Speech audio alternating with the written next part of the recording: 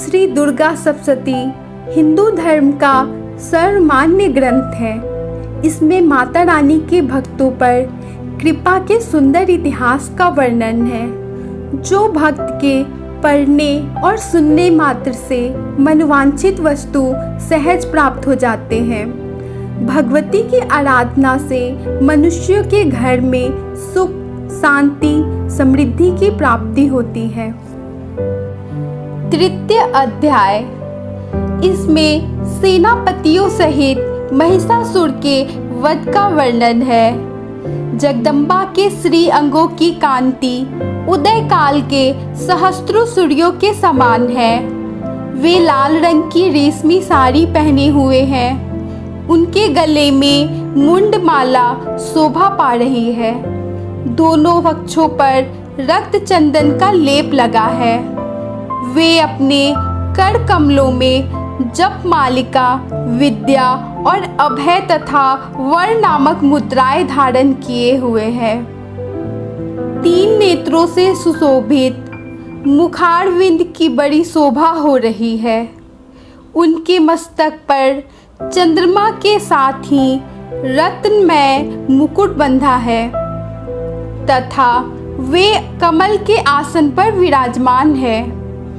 ऐसी देवी को मैं भक्ति पूर्वक प्रणाम करती हूँ। ऋषि कहते हैं, दैत्यों की सेना को इस प्रकार तहस नहस होते देख महादैत्य सेनापति चिक्षुर क्रोध में भरकर अंबिका देवी से युद्ध करने के लिए आगे बढ़ा। वह असुर रणभूमि में देवी के ऊपर इस प्रकार बाणों की वर्षा करने लगा, जैसे बादल मेरुगुड़ी के शिखर पर पानी की धार बरसा रहा हो। तब देवी ने अपने बाणों से उसके बाण समूह को अनायास ही काटकर उसके घोड़ों और सारथी को भी मार डाला। साथ ही उसके धनुष तथा अत्यंत ऊंची ध्वजा को भी तत्काल काट गिराया। धनुष कट जाने पर उसके अंगों को अपने बाणों से बीन डाला। धनुष, रथ, घोड़े और सारथी के नष्ट हो जाने पर वह असुर ढाल और तलवार लेकर देवी की ओर दौड़ा। उसने तीखे धार वाली तलवार से सिंह के मस्तक पर चोट करके देवी की भी बाईं भुजा में बड़े वेग से प्रहार किया। राजन, देवी की बाह पर पहुंचते ही वह तलवार टूट गई। फिर तो क्रोध से लाल आंखें कर उस राक्षस ने शूल हाथ में लिया और उसे उस महादैत्य ने भगवती भद्रकाली के ऊपर चलाया। वह शूल आकाश से गिरते हुए सूर्यमंडल की भांति अपने तेज से प्रज्वलित हो उठा। उस शूल को अपनी ओर आते देख देवी ने भी शूल का प्रहार किया। उससे राक्षस के शूल के सैकड़ों टुकड़े हो गए। साथ ही महादैत्य चिक्षुर की भी धज्जियां उड़ गई। वह प्राणों से हाथ धो बैठा। महिषासुर के सेनापति उस महापराक्रमी चिक्षुर के मारे जाने पर देवताओं को पीड़ा देने वाला चामर हाथी पर चढ़कर आया। उसने भी देवी के ऊपर शक्ति का प्रहार किया, किंतु जगदम्बा ने उसे अपने हुंकार से ही आहत एवं निष्प्रभ करके तत्काल पृथ्वी पर गिरा दिया। शक्ति टूटकर गिरी हुई देख चामर को बड़ा क्रोध हुआ। अब वह शूल चलाया, किंतु देवी ने उसे भी अपने बाणों द्वारा काट डाला। इतने में ही देवी का सिंह उछलकर हाथी के मस्तक पर जा बैठा। उस दैत्य के साथ खूब जोर लगाकर बाहु युद्ध करने लगा। वे दोनों लड़ते लड़ते हाथी से पृथ्वी पर आ गए और अत्यंत क्रोध में भरकर एक दूसरे पर बड़े भयंकर प्रहार करते हुए लड़ने लगे।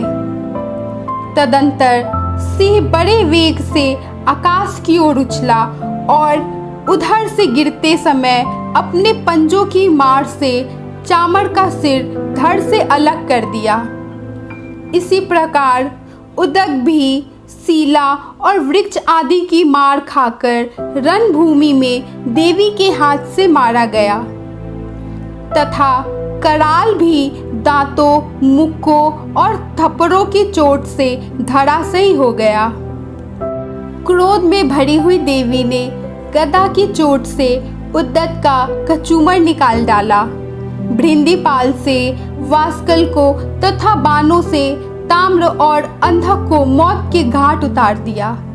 3 नेत्रों वाली परमेश्वरी ने त्रिशूल से उद्रासय, उग्रवीर तथा महाहनु नामक दैत्यों को मार डाला।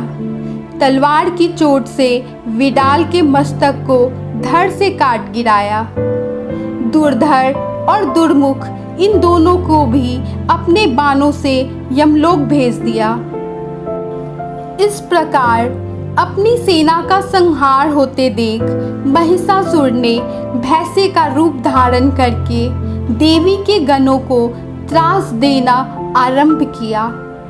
किन्हीं को थुथुन से मारकर, किन्हीं के ऊपर खुरों का प्रहार करके, किन्हीं को पूंछ से चोट पहुंचाकर, कुछ को सिंगों से विदीर्ण करके, कुछ गणों को वेग से, किन्हीं को सिंहनाद से, कुछ को चक्कर देकर और कितनों को निश्वास वायु के झोंके से धराशायी कर दिया।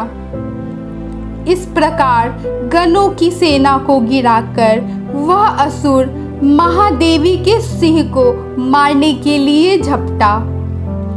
इससे जगदम्बा को बड़ा क्रोध हुआ। उधर महापराक्रमी महिषासुर भी क्रोध में भरकर धरती को खुरों से खोदने लगा तथा अपने सिंगों से ऊंचे ऊंचे पर्वतों को उठाकर फेंकने और गर्जने लगा। उसके वेग से चक्कर देने के कारण पृथ्वी क्षुब्ध होकर फटने लगी। उसकी पूंछ से टकराकर समुद्र भी अब धरती को डुबोने लगा। हिलते हुए सिंहों के आघात से विदीर्ण होकर बादलों के टुकड़े टुकड़े हो गए। उसके श्वास की प्रचंड वायु के वेग से उड़े हुए सैकड़ों पर्वत आकाश से गिरने लगे। इस प्रकार क्रोध में भरे हुए उस महादैत्य को अपनी ओर आता देख चंडिका ने उसका वध करने के लिए महान क्रोध किया। उन्होंने पास फेंककर उस महान असुर को बांध लिया। उस महासंग्राम में बंध जाने पर उसने भैंसे का रूप त्याग दिया और तत्काल सिंह के रूप में वह प्रकट हो गया। उस अवस्था में जगदम्बा ज्यों ही उसका मस्तक काटने के लिए उद्यत हुई, त्यों ही वह खड्गधारी पुरुष के रूप में दिखाई देने लगा। तब देवी ने तुरंत ही बाणों की वर्षा करके ढाल और तलवार के साथ उस पुरुष को भी बीन डाला। इतने में ही वह महान गजराज के रूप में परिणत हो गया तथा अपनी सूंड से देवी के विशाल सिंह को खींचने और गर्जने लगा। खींचते समय देवी ने तलवार से उसकी सूंड काट डाली। तब उस महादैत्य ने पुनः भैंसे का शरीर धारण कर लिया और पहले की भांति चराचर प्राणियों सहित तीनों लोक को व्याकुल करने लगा। तब क्रोध में भरी हुई जगदम्बा चंडिका का बारंबार उत्तम मधु का पान करने और लाल आंखें करके हंसने लगी। उधर वह बल और पराक्रम के मद से उन्मुक्त हुआ और राक्षस गर्जने लगा।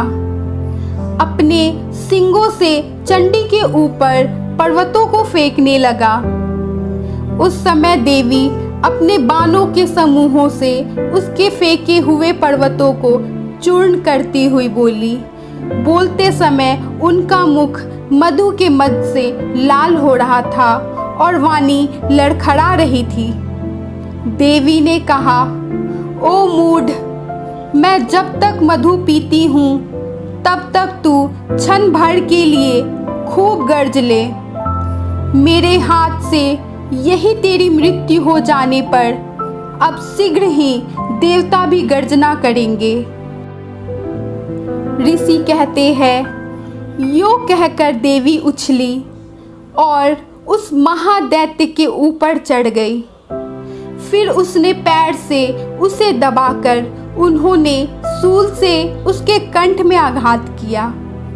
उनके पैर से दबा होने पर भी महिषासुर अपने मुख से अभी आधे शरीर से ही वह बाहर निकलने पाया था कि देवी ने अपने प्रभाव से उसे रोक दिया। आधा निकला होने पर भी उस महादैत्य देवी से युद्ध करने लगा।